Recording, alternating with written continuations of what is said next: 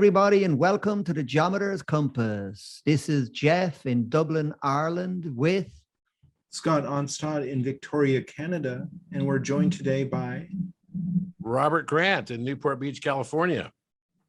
So welcome, Robert. This is a very, very special occasion for Scott and I. You know, one of our favorite things about doing Sacred Geometry Academy is following the call of our souls with this passion that we have for sacred geometry. Is the people we meet, quite simply, you know, this idea that kind of, you know, like attracts like, you know, and more as we kind of dive into this shared passion that we have, we come to rub shoulders with, like, you know, brilliant people, of which you are chief amongst the brilliant people we've come across so far, you know.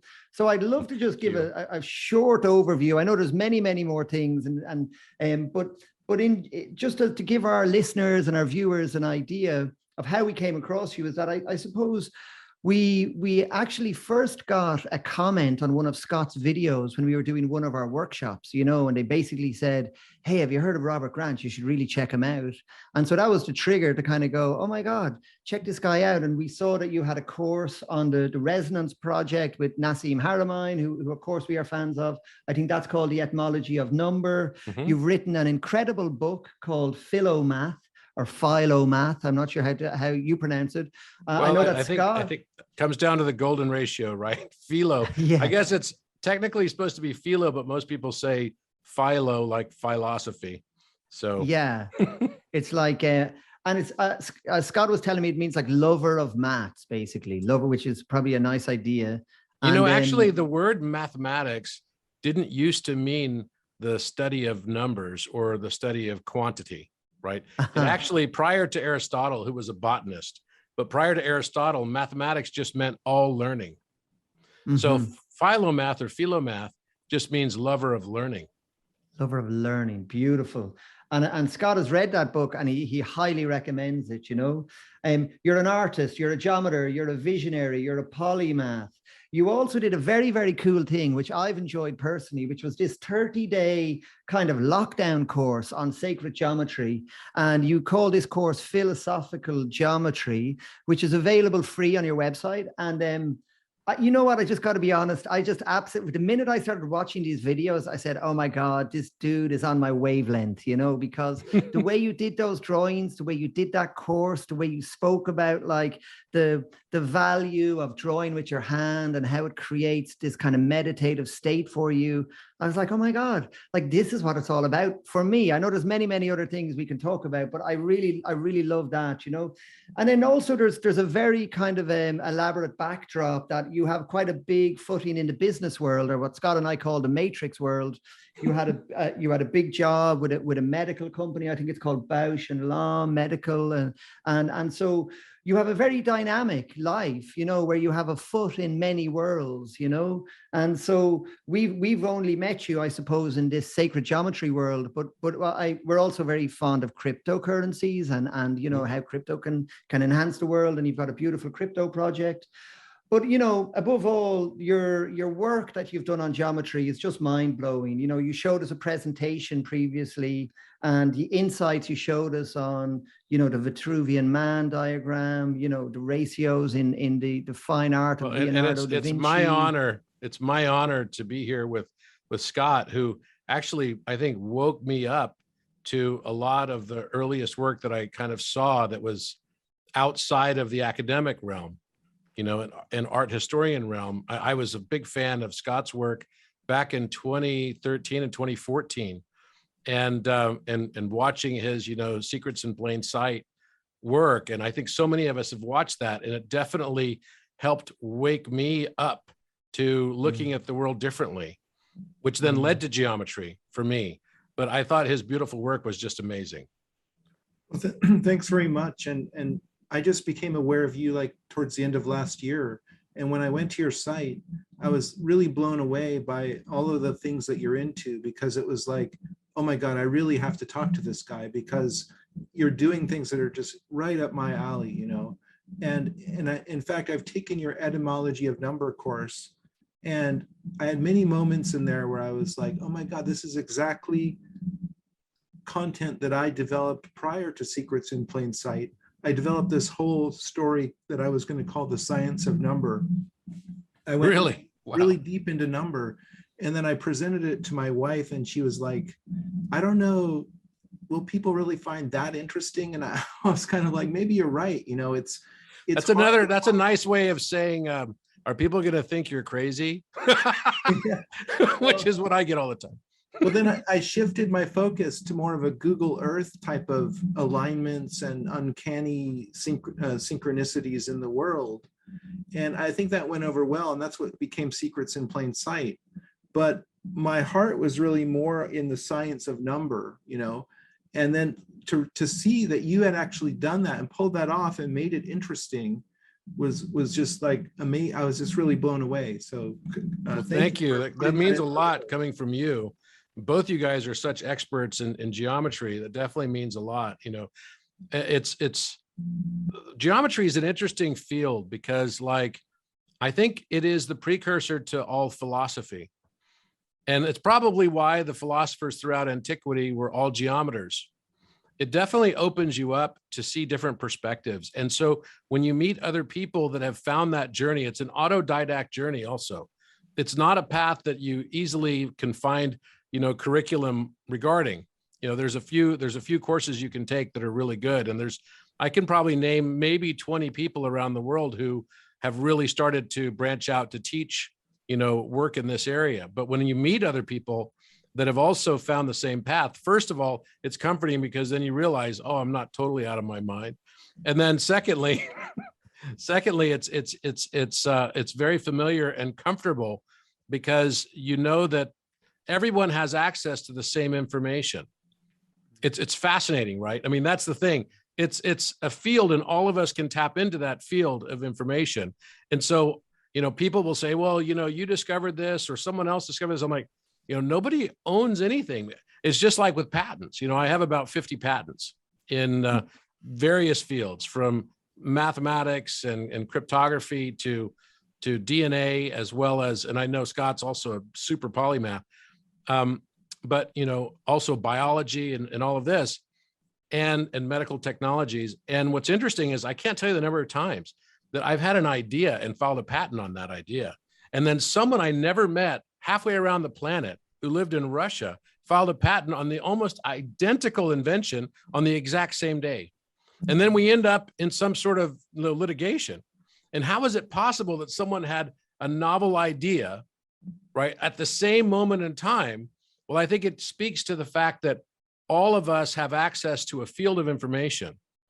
Mm-hmm. And it's more like a radio frequency. We need to start thinking of our brains more like radio receivers. And as Nassim likes to say, you know, it's like looking for, you know, thoughts inside the brain, emanating from inside the brain is just like looking for a radio announcer inside the radio box itself. Mm-hmm. Right. Mm-hmm. And in that context, our heart becomes the tuning frequency. It's the dial, you know, that's basically selecting the megahertz or whatever hertz frequency it is that we're tapping into. And we can have conscious control over that. But I think that as people get access to this information, people are starting to wake up and just have a knowing of what this stuff is. And the more geometry you draw by hand, it can have a massive impact on your ability to perceive that information. Now, it's another thing to be able to understand it. Some people are getting it and not even understanding what it is, right? It's just like coming in. And that's a whole nother discussion. I loved in your course, Robert, when you were drawing, there was a beautiful episode where you were drawing the icosahedron, you know, and one of the things I love about when you're drawing by hand, you just begin to kind of riff, you know, and you're just explaining about, you know, this is the way I do it. I just draw these things and then stuff comes true and you sort of have ideas, you know, and you were looking at the shape and I think you'd drawn Metatron's cube as the base. Mm-hmm. And then you were just allowing the icosahedron become pronounced, you know. Then you made the point about how this is helpful for kind of enhancing pattern recognition as a quality of consciousness, you know, and that you attribute a lot of value to us, I suppose, improving our abilities with pattern recognition. You know, is that fair? Is that a vibe you're on as well? Yeah. And I think definitely we've got Scott on here who's like one of the great pattern recognizers. You know, I really believe that it's funny because I developed a random number generator that's just been tested by, some of the best people in the cryptographic field. And I can say that they're really thrilled with the level of randomness that we achieved with our random number generator, which is driven by a machine learning algorithm and is based solely on irrational numbers. And I believe that the next frontier of mathematics is going to all be about understanding irrationality. And I think it's, don't you think that is a bad, like mathematics suffers in a way from bad marketing, because the term irrational sounds like, well, it just doesn't make any sense, but it does make sense. It's just a class of numbers that they've chosen that moniker for. And people mistakenly think it's crazy. And also with imaginary numbers, they think that, well, they're not real. They're imaginary, but they must not even exist. But they do exist. It's just another bad marketing term, Yeah, I think you're right. And I think what it sort of entails, though, when we don't understand something, we either call it irrational, right? Because it's not logical, or we call it random. But then I can tell you that every time I've looked for a pattern in numbers, I've found a pattern. Every single time. I've never not found a pattern. Sometimes it took longer to identify the pattern because I had to zoom out so far so that I could start to perceive. And sometimes I needed to learn other things along the way. And often it wasn't even mathematical that I needed to learn. That it's a journey, learning music better or learning art or practicing it, right? Just allowing that sort of free flowing self-expression has actually been the key to opening the doorways and portals to understanding things like the relationship between all irrational numbers. How do irrational numbers relate to each other? What about mathematical constants, and what does transcendental even mean? And we use these terms like transcendental irrational number, and to me, it sounds like it implies some degree of there's got to be some sort of God behind it, right? Because it's transcendental, right? We talk about transcendental meditation, and we talk about something that's irrational because we don't understand it. Well, maybe randomness and how we define randomness is really better described as follows. It is the boundary of where our knowledge of something ends and our ignorance begins. And mankind has often gone through periods of conscious expansion when the first person realized that there's a relationship between a diameter and a circumference. That expanded the boundary of human knowledge. And that expansion is not too dissimilar from an expansion of the universe, right? That the universe is expanding just as our consciousness is expanding, and the boundary of entropy is getting pushed farther and farther out every day that goes by, right? We're basically collecting more space-time memory. And maybe that in and of itself is just an expansion of the boundary of knowledge versus the boundary of randomness. Now, it doesn't mean that beyond the boundary of knowledge is no pattern. It just means we haven't perceived it yet. In fact, I believe that we actually could rank order our level of consciousness as a species by the degree to which we perceive patterns versus randomness. Yeah, and I think a pattern recognition is where humans really excel. It's like, I think of it as a humanistic pursuit, is recognizing patterns in different, like really disparate areas of knowledge and making comparisons. I don't think AI is very good at that. I think that's where humans have an incredible advantage with our amazing computers, which are our brains, But I think you're finding that there may be some kind of structure to randomness through this irrational doorway. And it reminds me a little bit of how there's order in chaos, chaos theory. There's actually an underlying order there. And it makes me wonder if there isn't order and structure essentially at the deepest level, where all is number, it all arises out of consciousness. And so I don't think that there's really a lot of randomness in the system. I think it's all kind of guided by like layers of the onion of higher and higher orders of intelligence. And we're just kind of at a very low level here as humans. I don't believe in randomness. funny because I make a random number generator that's got the highest randomness scores, but because really what we define as randomness is really just uniform distribution. Uniform distribution. And the reason why I decided to use irrational numbers rather than prime numbers for, actually generating random numbers. And I always laugh because, you can either call it an RNG, random number generator, or a random event generator. And one night I was having dinner with the CEO of Gaia and his wife, and she looked at me and she goes, "Robert, you realize that your initials are the same as a random event generator?" And I was like, "Oh yeah, thank you. I'm going to be up all night staring at the ceiling now."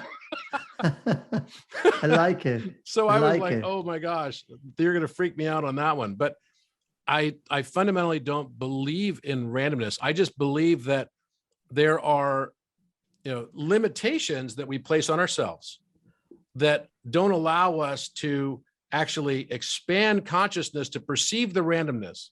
Because doing so, as we start to perceive that randomness as now new knowledge, right? That is in a sense, it's like a divine realization. Every time we do it, and we all can, right? We are expanding that zone of our own I amness, right? Mm-hmm. And I believe that geometry is by far and away the very best way. I think the entire world would change if everybody would just start drawing geometry by hand and exploring and asking the bigger questions. I really do believe that, because it has had a massive impact on me, and nobody taught me geometry. It wasn't like something that I took a class on, although I love people I've watched after the fact, people like Randall Carson, his work, I love his work too. But I just kind of like went about it on my own, and it was such a journey of self-discovery. I wouldn't have wanted it any other way, to be honest. Yeah, and Geoff and I have talked before about how it's a solo pursuit at first, and it's very reassuring after years of intensive study on our own to meet each other. Totally. And also, I feel like we're meeting a like-minded individual here. We're all on the same wavelength, and we've all had our own solo journeys, and we can compare notes, and it makes us feel like, well, great, I'm not crazy, Totally. And it's I say that because it's sometimes we go out on the skinny branches when we're like diving into the structure of number itself, and we get so deep into the weeds, it's hard to explain it to other people. And I find it's kind of an ineffable process that I can't really articulate, of how geometry changes you. But that's kind of why we founded Sacred Geometry Academy, was to share with others, like, if you do this and you draw this and you meditate on it, let's see what happens, and I feel like you're being kind of upgraded in some way. But I can't, and my rational mind doesn't really understand it. It doesn't really compute. Like, why does that work? But it does. And so we can attest that there's an incredible power to really delving into geometry, because I think it's ultimately the universal language out of which the universe is made. I agree. And it's such a beautiful, anyone who really goes deep into studying geometry on their own, and almost chides or kicks against any, unless you're like studying from Euclid, which is fabulous to go and read what Euclid's written about geometry, or any of the classical geometers throughout history. I think that you will start to realize this entire universe is entirely ordered. I mean, perfectly ordered, like mind-blowingly ordered. And you could take the most hardcore reductionist in the scientific arena, and I'm going to be in Egypt in a few weeks with a Nobel laureate who's gotten 2 Nobel Prizes, and in dark matter, and this guy studies randomness, right? And I can't wait for this discussion, because we're going to have this discussion in Egypt, and it's probably going to be structured more like a debate, where we're going to talk about geometry and how geometry is so perfectly ordered. And so for there to be, in a sea of randomness, even one pattern, implies the entire thing is patterned, just beyond our perception. Mm-hmm. Mm-hmm. It's like, it reminds me of how fractals have been called, they exist in a non-integer dimension, I've read.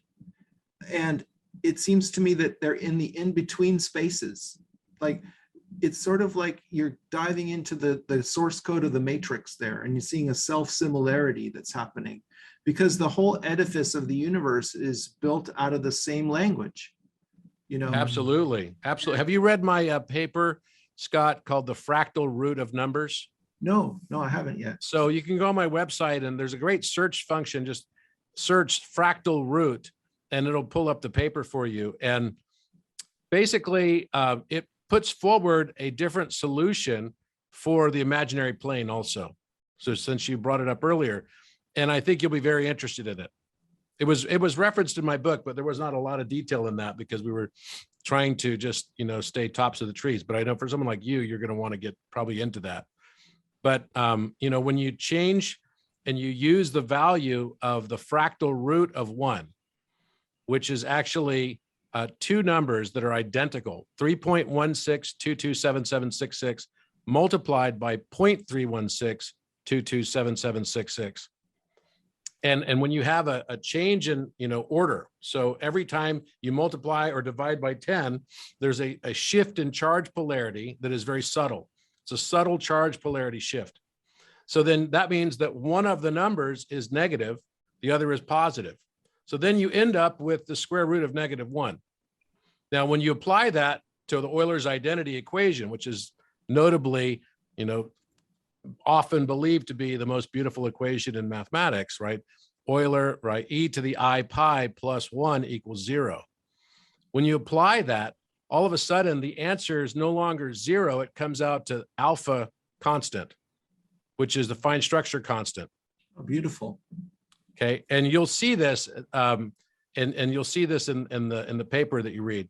So alpha, fine structure constant, we know that as the mirror of consciousness, right? The mirror between light and darkness, the veritable mirror of light. It is the threshold upon which, even Carl Jung and Wolfgang Pauli, spoke a lot about 137, the mysterious 137, Richard Feynman, the mysterious 137. And of course, my birthday was on the 137th day of the year.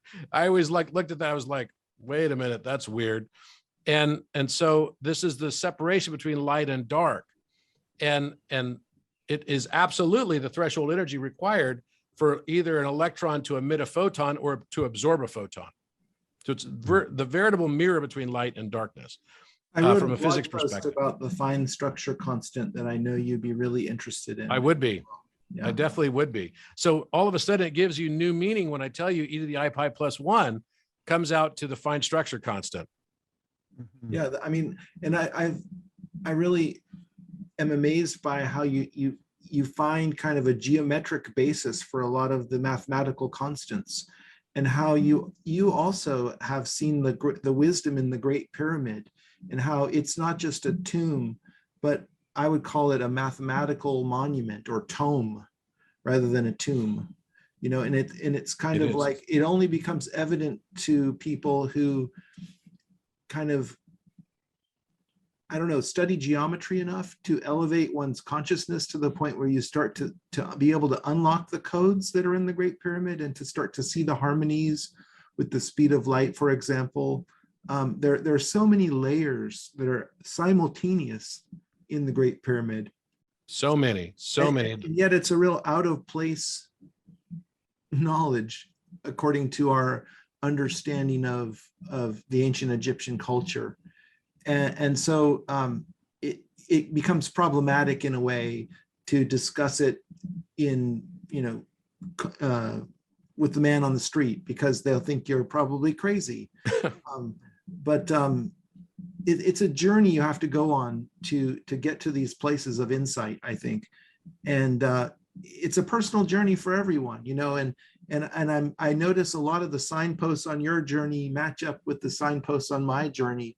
Now we took They different do. routes, and Geoff took a different route as well. And yet we're all like, oh yeah, I can tell you the Great Pyramid is really a doozy. You know, you really have So to. I want to invite both you guys to come with me. Have you been to Egypt before, both of you? No. No, but it's Okay, on our so bucket list in a You major have way. to come. I'm gonna have you on our faculty. Fantastic. If you're willing to do it, I'll have you on our faculty for our next trip, which is probably going to be late this summer. And very excited about it. You know, I host trips to Egypt, and it's really like an expedition of exploration. We're not there like tourists. We have incredibly high degree of access. And Wow. I've spent 9 nights in the Great Pyramid. That's incredible. And in addition to drawing geometry, I would say that has been the single, you know, other than drawing geometry, biggest impact on expanding conscious awareness. You know, Napoleon spent a night in the Great Pyramid, and he said, you wouldn't believe me if I told you. Yeah. Yeah. And I will tell you, and you still probably will have a hard time believing what's happened, you know, my experiences there. And, you know, I'm going to be there in a few weeks again. It'll be my 10th night. I think I've spent more nights in the pyramid than I think anybody. I mean, who At gets least that's what they tell me. I mean, Wow. I'm amazed at your achievements in the Matrix, Robert. Like, with you're on the board of how many corporations? Like at least a dozen, I think. Yeah, I founded 11 companies. Yeah, and they're all still, you know, alive and kicking. Thankfully, And for so me, having companies is like CEO having of- children. Were you the CEO of Bausch and Lomb at one point? Yeah, I was CEO of Bausch and Lomb Surgical, which is a large multinational corporation. I was president of Allergan Medical before that. You know, I helped to lead the effort to launch the medical aesthetics industry, which I kind of find funny because here I am. You know, I'm also the founder of a company called Evolus, which is a major player in that field of medical aesthetics. You know, I launched Botox and Juvederm and Lap-Band and Latisse, which is kind of crazy. I can't even believe it. Multi-billion-dollar businesses. And these were all expressions of my journey of persona expression. I'm amazed that, I mean, that congratulations and kudos for all of those achievements in the kind of matrix world. But what blows my mind and really cooks my noodle is how you got from there to here. Like now you're in the red pill zone. And, Yeah, totally. how do you? I think it was a video called Secrets in Plain Sight. Definitely played a role for sure. I would say, you know, I think it was around the time, you know, my first experience. I'll just tell you a quick story about this. I was at Harvard Business School. I went to Harvard Business School for advanced management program, and you know, it was like a 9-year program that I did. It was a crazy long program, and I teach every year at Northwestern.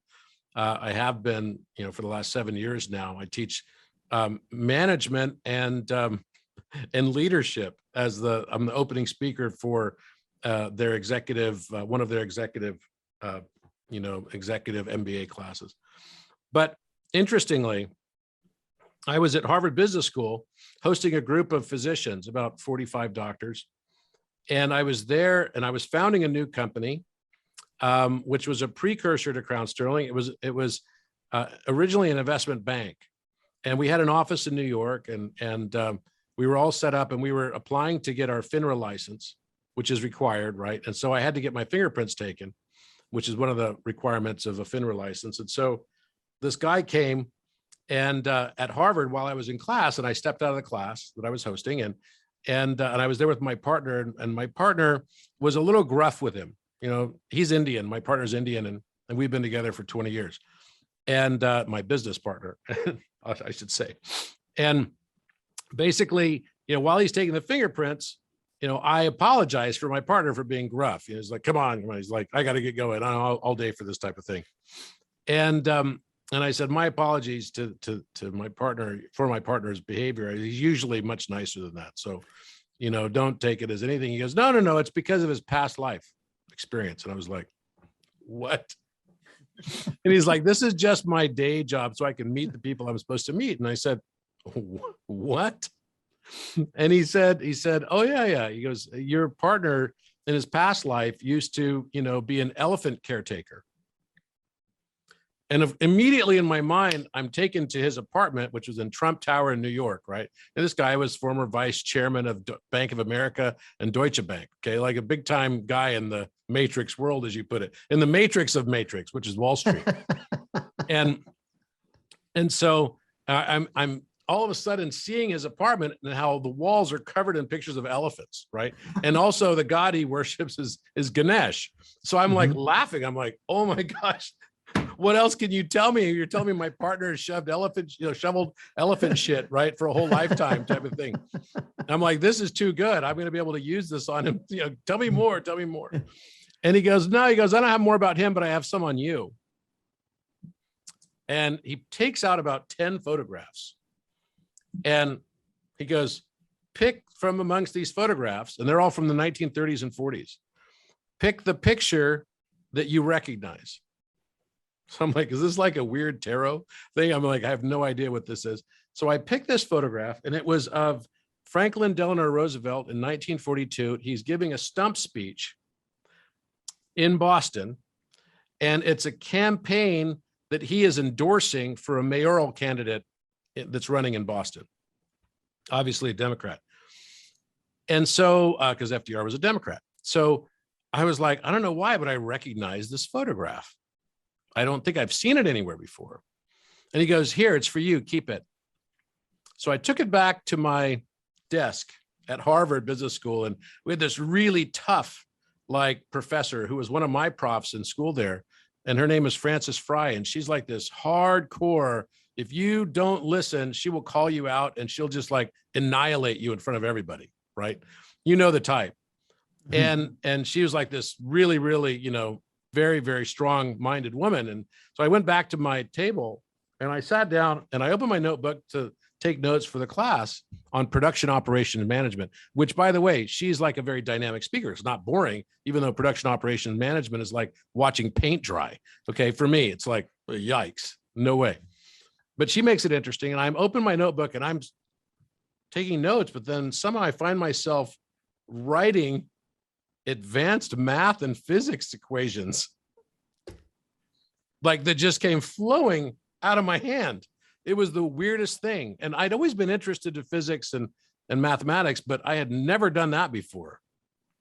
And I never even connected the fact that I'd seen that photograph to this kind of happening, right? Until many, many years later, right? In fact. And so I started filing patents.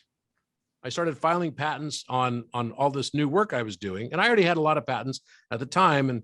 And so I had this engineer who worked for me, whose job was to look up prior art. That's all his job was in the beginning, right? It was just all prior art. I'm like, where else have you seen this kind of work before? Because I don't have time to go back and look it all up. So I need you to find it all, right? And so sure enough, he found there were only a few people that had this type of work that had any prior art. And the people that he mentioned were Walter Russell, Nikola Tesla, and John Keeley. And so I of course started studying all about them. And I later found out that my office in New York was actually, and I had been adamant 3 years before that, to outfit that office perfectly in 1930s style. I had to have it all. I mean, I went to Paris, bought all the furniture and everything. It was all Art Deco, 1930s Art Deco. And it had to be authentic to the office. And my office was in Manhattan. And I find out that this was the Westinghouse office. And it was where, in fact, on that exact same floor, Nikola Tesla and Walter Russell worked together with Westinghouse. Wow. It's a brilliant story, Robert. Brilliant. It somehow, seeing that photograph, and I don't know how these things work. It just somehow opened something up inside me. And then I started finding things like, Scott's work and many, many others, and fractal geometry, and started realizing that there's an order that underlies the universe. And I wasn't sure what that order was. I'm sure now that it is number is the basis of all. And just as, both Plato and Pythagoras says, all is number. But now I believe, and by the way, I believe Plato and Pythagoras were actually the same person as well, reincarnations of each other. But I now believe that fundamental basis is number, but that geometry is the coherence of consciousness. And I want to. Such an sorry, Scott. Yeah, fire away. Sorry, Geoff. I just want to throw in that I agree that all is number, but that's not where it ends. And I know, like, there's some modern physicists who make that claim, and then they leave it there. But I think that number and math as a whole is a language. Yes. And because it's a language, it doesn't stand on its own. Like, you can't have Spanish in a bucket and have it make any sense. It has to be parsed by a mind, by a consciousness. Yeah, who's communicating the language, right? I mean, that's the question. Who invented language but consciousness?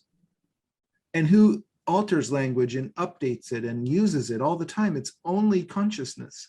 So therefore, when we delve deeply into the universe and we discover that it's all mathematical, that's true. But that's just an artifact of consciousness, which is really what the universe is made out of. 100%. And that's where I was going with it too. And that's in fact why I, made my course curriculum title as the etymology of number, right? Because etymology is a word we use to describe the development of language, right? And I see mathematics as a language, but what is the point of language without, it's like you can't remove the communicator from the communication. Just as you cannot remove the observer from the observation. So there has to be, a communicator. And this is why I titled my art book, The Mirror of Consciousness. Because I believe, and I can actually show this mathematically now, and I think I showed you guys, I believe that unity consciousness can actually be proven. And it is a function of X and 1 over X and what I'm calling, monad numbers. And there's an irrational that can be achieved out of that, where the conscious mind can bring into the same plane of number, the unconscious mind. In fact, you could say that we are all like a number and that we have a periodicity. We have a period in our 1 over X value. And that period defines how we continue to have repetitive patterns over and over and over again. That's why it's important to recognize patterns, because recognizing patterns outside of yourself is tantamount to recognizing patterns within yourself. There's not something more important than that. If we want to, escape, as some people believe right now, especially this world has been so tough the last few years, right?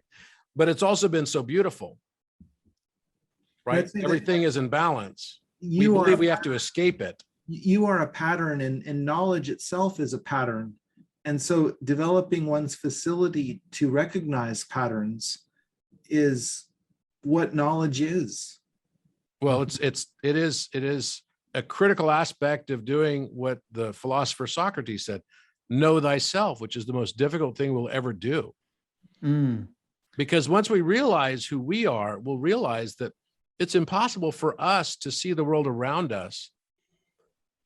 It's like trying to separate the observer from the observation, right? What if the world around you is just your 1 over X? It's your U inverse, right? All numbers on the number line fit between 0 and 1 because of 1 over X. That's right. Mm-hmm. And it's a beautiful thing, really, to contemplate that there's an infinity between 0 and 1, and between any two integers, there's always an infinity there. That's right. You can put a boundary condition on any number, and yet within that boundary condition, you'll always have infinite possibilities. And what if we each just chose a number for ourselves, which included our astrology, our life path, it included all these things.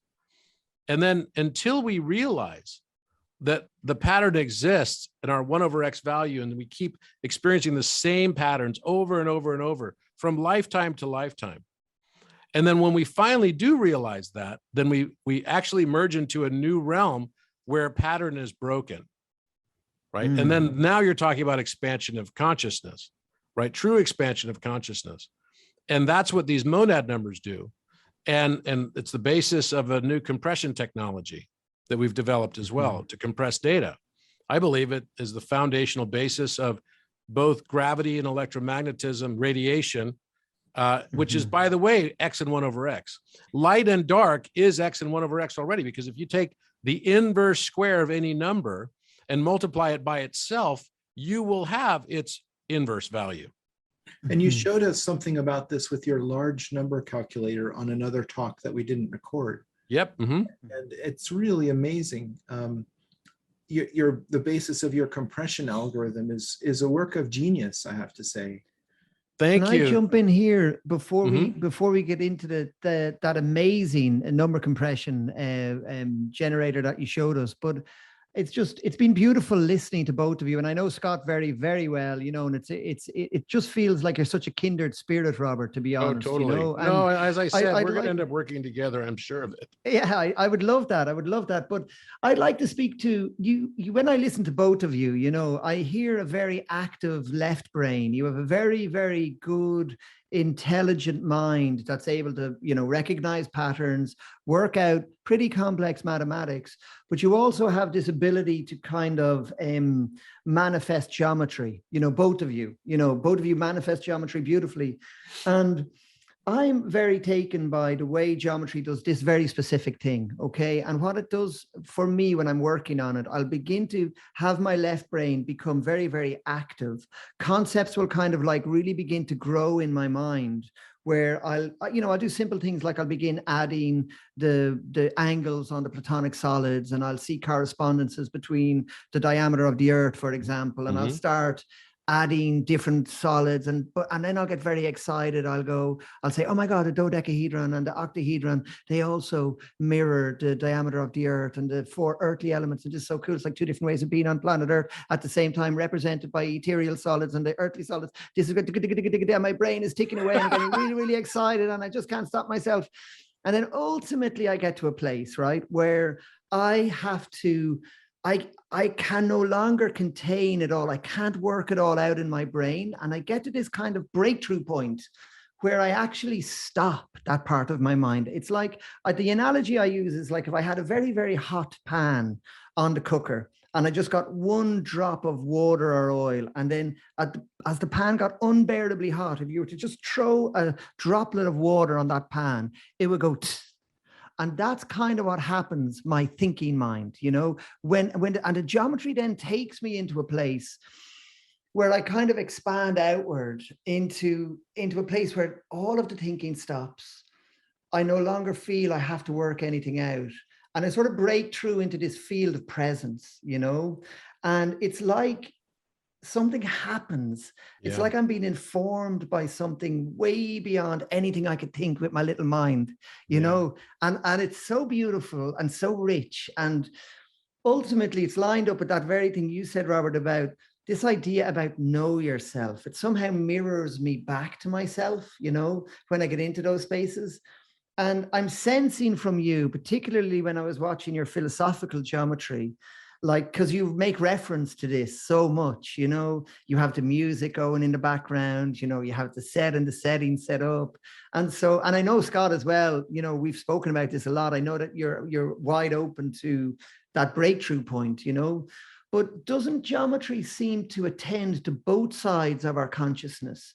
This kind of thinking, analytical, working it all out, understanding the mysteries of reality around us, and then a kind of a surrender to something beyond all of that, and I can work it out, but I would love to ask you directly about that, Robert. Is this something that's familiar to you? Oh, absolutely. No, what you're tapping into is probably the most important part of the whole process of the journey of self-discovery. It's, in my case, I've always been very left-brained, always. But I always also had, creativity. I was always a musician. I was always an artist, although I never called myself an artist. And my art expressed in different ways, right? I mean, when you invent things, you're referenced as an artist. Interestingly, right? It's inventions are art. That's why we use the term prior art. It's not prior science. In fact, you can't patent science, so it has to be art, right? So when you look at it from that perspective, for me, the entire journey was about learning to balance the brain on both sides. So we have the left side of our brain, which sort of like controls things like, mathematics, pure numbers, right? It's the rational mind. It's the side that says, no, don't drive 140 miles an hour, right? And I have to be reminded of that every once in a while when I'm driving out to like Palm Desert or something. And it needs to be, always there as sort of a governor. It's a control matrix in a way. That's your left brain. And that's this thing that keeps us very grounded. And then we've got the right side of our brain. And I'm assuming that I'm talking about right-handed people. If you're left-handed, it's the opposite. Okay. So you can just kind of go the exact opposite with it. But when you look at, the right brain for a right-handed person is going to be the seat of their creativity. It's the location where their imagination flows from. It's where artwork comes from. It's where music is composed. It's the most beautiful mirror complement to everything that's on the left side of the brain. And I think society, in large part, right, especially for those men of us that are out in the world like this, the rise of the feminine is not only a reference to women's empowerment. We just had, the International Women's Day last week. The rise of the feminine is a reference to a rebalancing of our consciousness towards the right brain activity. We're already seeing it in society now. Look at it. The 21st century is fast becoming the century of creators. It's becoming the century of content. It's becoming the century of invention and innovation. Whereas the 20th century was largely, the way we financially rewarded people, was largely on being a strong intermediary, right? How we could be an intermediary on Wall Street. Now Wall Street's getting totally disrupted, right? Governments have people captive. Now governments are getting totally disrupted. And so we're making this massive transition away from people that are money changers in a way, right? And those components of society being rewarded to now it's about creativity. NFTs. My friends that are artists in New York are now very wealthy overnight because all of a sudden they went from starving artist to, that term doesn't even exist anymore. If you're a good artist and you have a significant following, you're going to get a lot of value relative to your artwork that you'd ever been able to get before. It was like you had to do it because it was your higher calling type of thing. Now society is starting to reward this kind of creativity. So what geometry does is that I tend to look at geometry as the nexus between, I'd love to hear Scott's thoughts on this too, the nexus between the left brain expression of this language, which is mathematical and number, and the right brain expression is music. The nexus is geometry right in the center. And, you could say that geometry is something that it's sort of like the music that we enjoy with our eyes. And whereas, right, you look at, music and it's the geometry that we enjoy with our ears. And I see this as right at that nexus point. Now you could get to the source code of it all, and that's going to be the pure mathematics of it, because everything can be placed into a mathematical equation. Yes, even emotions, everything.